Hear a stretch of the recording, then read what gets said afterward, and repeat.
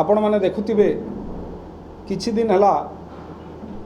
मान्यवर भिके पांडियन सार पद्मपुर को प्रचार लगी आसीथिले। तांकर जेन उद्बोधन थिला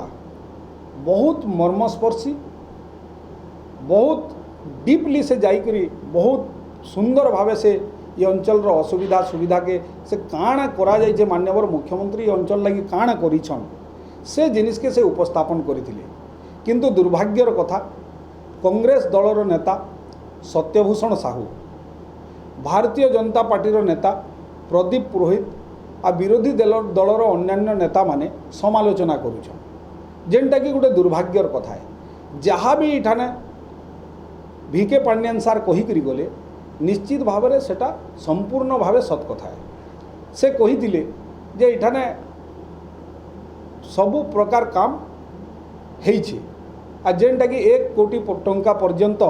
प्रत्येक पंचायत रे मान्यवर मुख्यमंत्री देइछन आर तार काम भी हेइछे। किछि जगह रे काम चलीछे, रूपांतरीकरण काम हेइछे, ब्रिज मानकर काम हेइछे। पद्मपुर शहर लगी सबुठानु बड़ ऐतिहासिक कथा होचे वाटर सप्लाई पाई पानी जो पीवा पानी रो स्थायी समाधान पाई आपण माने जानिछन हमर देउली पाखरे गोटे बहुत बड़ प्रोजेक्ट चली जेनटा 90 कोटी टंका व्यय रे निर्मित होची। तो प्रत्येक जिनस के से कही से दिन,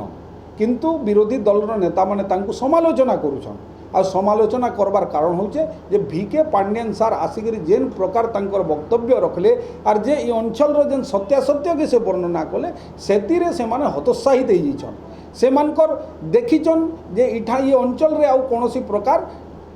काम करा जाई न पारे। ये अंचल रे सबु काम हो जाइछे आर ये अंचल रे लोकों को आर ठगी नहीं हुए, लोकों को आर भुआ बुले नहीं हुए, से चिंताधारा से माने आज समालोचना करिछन। आउ गोटे कथा कहिथिले भिके पांडियन सार जे रेलवे लाइन रो कथा, रेलवे लाइन रो कथा बरगड़ रो नुआपड़ा के जेन रेल संयोगीकरण हबार कथा सेतिरे निश्चित भाव में कहबाटा स्वाभाविक कथा। आप जनता मान को जाइकरी पचरन पद्मपुर अंचल समस्त को पचरन जे भारतीय जनता पार्टी केंद्र मंत्री नेता माने आसिकरी इठाने जवाब देकरी जाइतिले जे आमे रेल संयोगीकरण करमु बरगड़ नुआपड़ा को, किंतु आज पर्यंत कौनसी काम से दिगरे से माने करि नाहंती। किंतु प्रदीप पुरोहित कहउछन जे आमे जमी जोगाई देले जाकिर आमे करमु। मुई कहबार लगी चाहूचे प्रदीप पुरोहित को जे जमी जोगाई दिया जिबा केते बेले जेते बेले तमे बजेट रे प्रावधान रखबो, बजेट रे तमे जेते बेले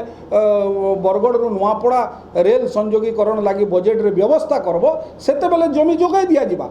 जमी जोगाई देबार कोनोसी प्रकार असुविधा नै न,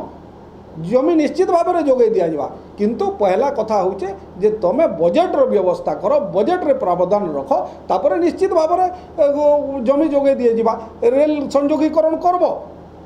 आज किंतु आज तार सत्वे तमे बजेट रे व्यवस्था नहीं कल, तमर हाथे अच्छे, तमे केंद्र सरकार रे अछ, तमर रेलवे मंत्री अच्छन, किंतु तार सत्वे भी तमे बजेट रे व्यवस्था नहीं करी तमे भिके पांडियन सार को तमे समालोचना करूछ। आज मुझे कहबार लगी चाहूचे जे निजर दोष दुर्बलता के लुकाबार लगी प्रदीप पुरोहित आज ये प्रकार वक्तव्य मंतव्य माने दौचन। खाली आज कथा नुहे, से आगरू मध्य अनेक मंतव्य देइछन। आपण माने देखिथिबे जे से तांकर काम और किछि नेता से खाली बिजू जनता दल के समालोचना करसन, मान्यवर मुख्यमंत्री को समालोचना करसन, इठाने आमर विधायिका वर्षा सिंह बोरियान को समालोचना करसन। इटा ही ताकर काम है, बोधे ताकर काम आउ किछि नै न। तापरे आज देखुन सत्यभूषण साहू जेन कथा कहले मु आपण मान को कहबार लगी चाहूचे जे सत्यभूषण साहू विगत दिन रे इठाने 3 थर एमएलए थिले, 3 थर विधायक थिले। सेते बेले तांकर सरकार थिला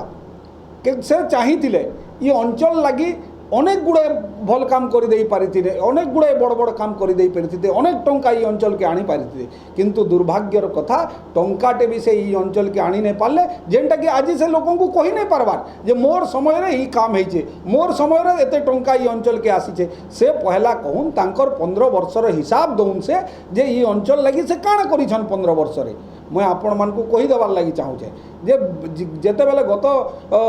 बाई इलेक्शन हैला, बाई इलेक्शन समय रे से मात्र 3000 भोट पाइथिले। लोके तांकु संपूर्ण भावे प्रत्याख्यान करथिले, लोके तांकु उठेकरी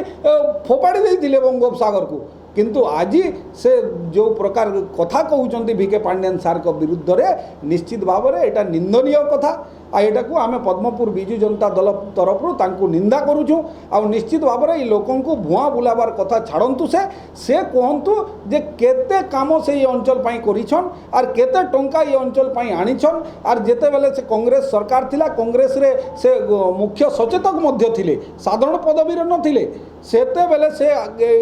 अंचल पद्मपुर निर्वाचन मंडली से कौन करिछंती से कथा लोकंकु कहि कि भोट मागंतु लोकंकर मन को जीतंतु जेमती वर्षा सिंह बोरिया करुछंती वर्षा सिंह बोरियांकर भोट मागिबार आधार आपण माने देखुछंती गाँ गाँ को जाउछंती नवीन पटनायक कौन करिछंती से कथा कहउछंती निजे कौन करिछंती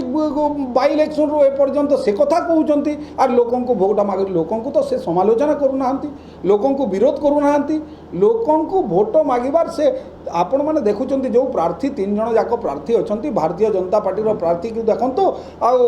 बिजु जनता दल रो प्रार्थी को देखंतु कांग्रेस रो प्रार्थी को देखंतु आमर प्रार्थी जो भली भाबरे लोकंको पई काम करूछंती लोकंको पाखो को जाउछंती लोकंको साथी रे मिसुछंती आपण से जिंस अन्य दुई प्रार्थी पाखरे नाही एते समय से माने कोठी थिले लोकंको पई काम कले नाही भारतीय जनता पार्टी रो प्रार्थी कथा कहिबा पई तांकर सत साहस नाही आपण देखुछंती कांग्रेस रो प्रार्थी लोक लोचन रे नहांती से कौन सी प्रकार कांग्रेस रो प्रार्थी एबे रेस रे नाही आ भारतीय जनता पार्टी रो प्रार्थी को लोके ग्रहण करबा पई प्रस्तुत नहांती केवल पद्मपुर निर्वाचन मंडली रे गोटिए प्रार्थी बिजु जनता दल रो प्रार्थी मान्यवर पूर्वतन विधायिका वर्षा सिंह बोरिया तांकु ही लोके ग्रहण करुछंती आ बहुत बड़ व्यवधान रे जीतिकरी निश्चित भाव में आमे आसीबो आ आसिला परे से माने देखिबे कांग्रेस वाला गत उपनिर्वाचन रे भी से माने कहउतिले बहुत बड़ बड़ कथा कहउतिले आमे वर्षा सिंह बोरिया को हरई देबू वर्षा सिंह बोरिया विरुद्ध रे बहुत बड़ बड़ कथा कहउतिले से माने किंतु कोन हला शेष लोके तांकु प्रत्याख्यान करछंती भारतीय जनता पार्टी को एठी प्रत्याख्यान करछंती कांग्रेस को मध्य एठी लोके प्रत्याख्यान करछंती आ निश्चित भाव में बिजु जनता दल वर्षा सिंह बोरिया एठी जीतिकरी आसीबो।